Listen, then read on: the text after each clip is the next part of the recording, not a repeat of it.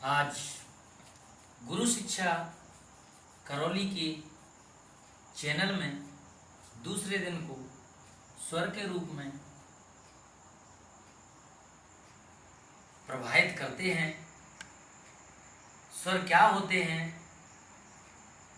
हिंदी वर्णमाला में स्वर का क्या स्थान है, स्वर का कहां कहां से उच्चारण होता है, स्वर से प्रश्न आए तो उनको कैसे हल करना है और स्वरों की हिंदी में क्या भूमिका है। आज हम हिंदी में स्वरों के विभाजन की दृष्टि से कई तरीके से विभाजन किया है। तो मूल रूप से स्वरों की चर्चा शुरू करते हैं।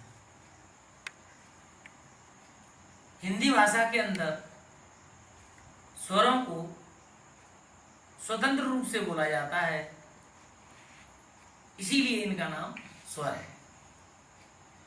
जो बिना किसी की सहायता से, बिना किसी वर्ण की सहायता से जिनका उच्चारण होता है उन्हें हम स्वर कहते हैं। तो आज हम गुरु शिक्षा करौली चैनल के माध्यम से स्वरों का विवरण, विस्तृत विवरण कर रहे हैं। इनसे लाभान्वित हों और इनको समझें। आइए, स्वर की संख्या 11 होती है। कुछ लोग इनको 13 मानते हैं, वो सही नहीं है। मूल रूप में स्वरों की संख्या 11 है। दो भिन्न है जो है अयोगवा, वो स्वरों में नहीं रखा है।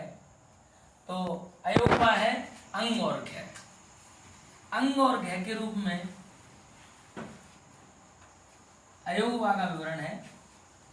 इन दोनों को जोड़ के स्वरों की संख्या 13 होती है। पर मूल रूप में अगर प्रश्न आए कि स्वरों की संख्या कितनी होती है तो हमारा उत्तर होगा 11।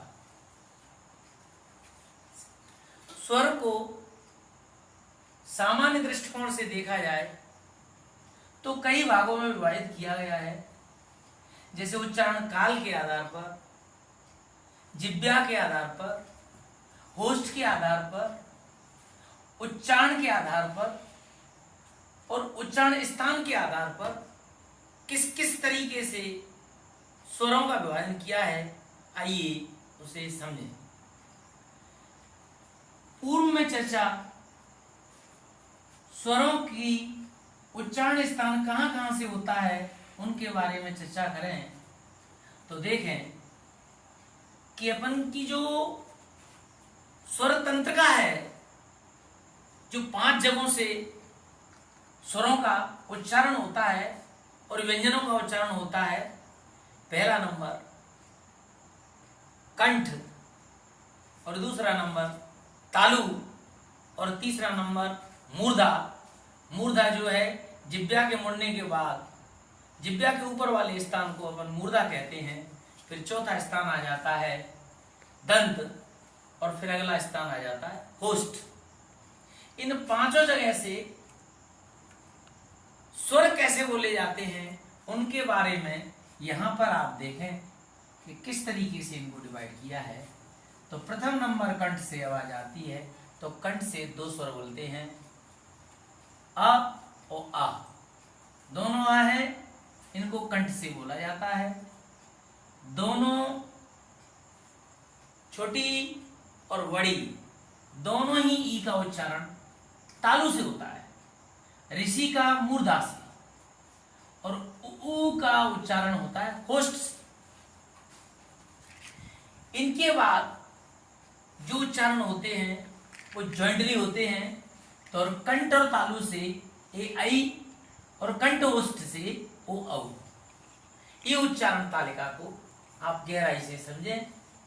दोनों आ कंठ, दोनों ई तालु, ऋषि मूर्धा, दोनों होस्ट, दोनों ए आई कंठ और तालु और दोनों ओ औ कंठ और होस्ट। इस तरीके से इनका उच्चारण होता है।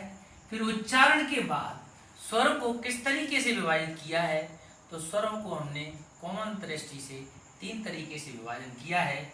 जैसे इनकी विभाजन का भी, क्योंकि हिंदी अपनी वैज्ञानिक भाषा है, हर वर्ण का कुछ न कुछ रीजन है और ऑथेंटिक रीजन है। तो प्रथम मतलब कम ध्वनि निकले उसे हम मूल स्वर कहते हैं, ह्रास स्वर भी कहते हैं और लघु स्वर भी कहते हैं। मतलब उसमें जो आवाज प्राणवायु लगती है वो 1 गुना लगती है, उसे हम मूल स्वर कहते हैं। इनको प्राकृतिक स्वर भी कहते हैं, मूल स्वर भी कहते हैं, लघु स्वर भी कहते हैं। कम प्राणवायु खर्च होती है उन्हें इन तीनों स्वरों का विवरण है, इन तीनों और इसमें ऋषि मिला के टोटल इनकी मूल स्वरों की संख्या हो जाती है 4। इसके बाद दुगना समय लगे तो उसका नाम हमने रख दिया दीर्घ स्वर, बड़े स्वर। दीर्घ स्वरों की संख्या 7 है। यहां से इसका और बड़ा रूप बड़ा हुआ, इसका बड़ा रूप बड़ी हुई, इसका बड़ा रूप बड़ा ऊ हुआ और इनसे मिला के ए आई ओ औ कुल मिला के 7 स्वर दीर्घ स्वर है। 7 स्वर दीर्घ रूप में है और दोनों की संख्या मिला के टोटल योग हो जाता है हमारा 11। प्लुप्त स्वर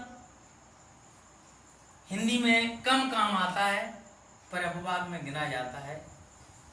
संस्कृत में ज्यादातर अधिकतर उपयोग आता है प्लुप्त स्वर।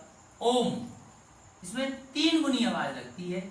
इसमें मूल स्वर में 1 गुनी, इसमें 2 गुनी, इसमें 3 गुनी आवाज लगती है, उसे हम प्लुप्त स्वर कहते हैं। ओम, भैया, रोम,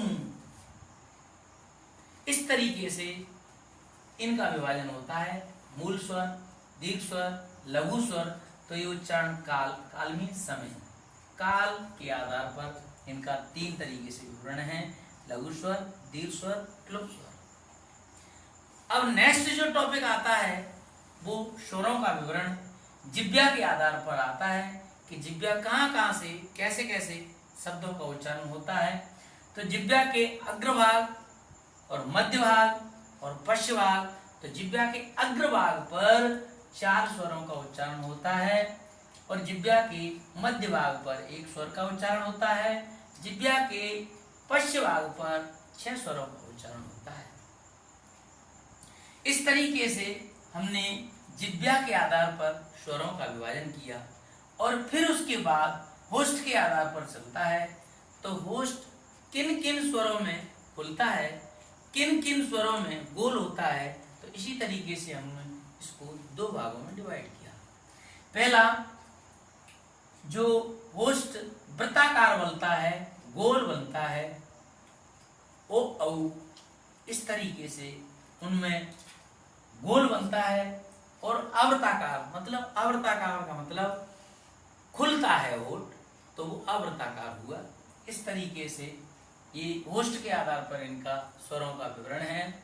इसी तरीके से उच्चारण के आधार पर अनुनासिक, निरनुनासिक, इनका मूल कारण है नासिका से आवाज आ रही है अनुनासिक और नासिका से प्राणवायु नहीं निकल रही है, प्राणवायु का प्रवाह नासिका से नहीं हो रहा है, तो वो निरनुनासिक स्वर कहलाएंगे। इसी तरीके से हमने उच्चारण स्थान के आधार पर सजाति, विजाति, तो जो प्राणवायु आ रही है अपनी स्वर तंत्री में, जहां से स्वर निकलते हैं 5 जगह विभाजन किया गया है। तो 5 जगह से हर चीज को देखा गया है, एक ही जगह की एक ही स्थान से निकल रहे हैं, उन स्वरों को हम किस में रखेंगे, सजाति में। और भिन्न स्वर जैसे एक निकले कंठ से, एक निकले तालु से, तो ये भिन्न स्वर हुए, तो इनका नाम रख दिया हमने विजाति, सजाति और विजाति। इस तरीके से आज हमने स्वरक के बारे में चर्चा की है और नेक्स्ट डे व्यंजन की चर्चा करेंगे। हमारी ज्ञान की ज्योति अब युद्ध स्तर पर जलने लग गई है। इसको अच्छी तरह से ध्यान से समझना है और चैनल को लाइक करना है, सब्सक्राइब करना है, प्रत्येक चीज को गहराई से समझना है, हर दिन क्लास लेनी है, क्लास का भी ध्यान रखना है और ज्यादा से ज्यादा अन्य लोगों से भी चर्चा करें, क्योंकि आपके जरिए अन्य लोगों को ज्ञान मिल जाएगा तो आप ही गुरु बन जाएंगे और ज्ञान की ज्योति जल जाएगी। इस चैनल का मूल उद्देश्य सबके अंदर ज्ञान की ज्योति जलाना है। हिंदी की प्रवाह, क्योंकि हिंदी राष्ट्रभाषा है, इसलिए पूरे राष्ट्र में अलग जगाना है। इस चैनल के माध्यम से अब मिलेंगे हम नेक्स्ट